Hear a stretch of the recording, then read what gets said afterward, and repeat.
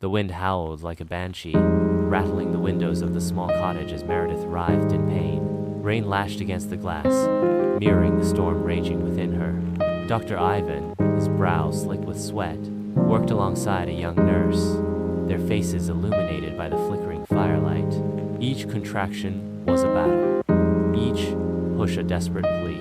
The air crackled with tension, punctuated only by the rhythmic creak of the floorboards and the relentless drumming of rain. Finally, with a guttural cry that rivaled the tempest outside, Meredith gave birth.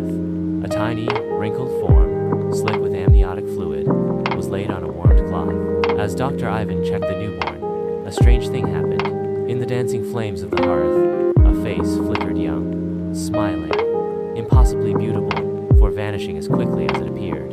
Ivan dismissed it as exhaustion, the strain of the difficult birth playing tricks on his eyes. But as he examined the baby, a chilling realization dawned. The child's ears, pointed and delicate, were not human. His eyes, though closed, held a strange, ethereal luminescence. He was a half-elf, a creature of myth and legend, a being of immense power and equally immense danger, a secret that could cost the child his life. He turned to Meredith, her face pale and drawn, her breath shallow. "Who is the father?" he asked, his voice barely a whisper. Meredith's eyes, though fading, held a fierce determination. "You must keep him safe," she rasped, her voice thin and reedy. "His existence must remain a secret.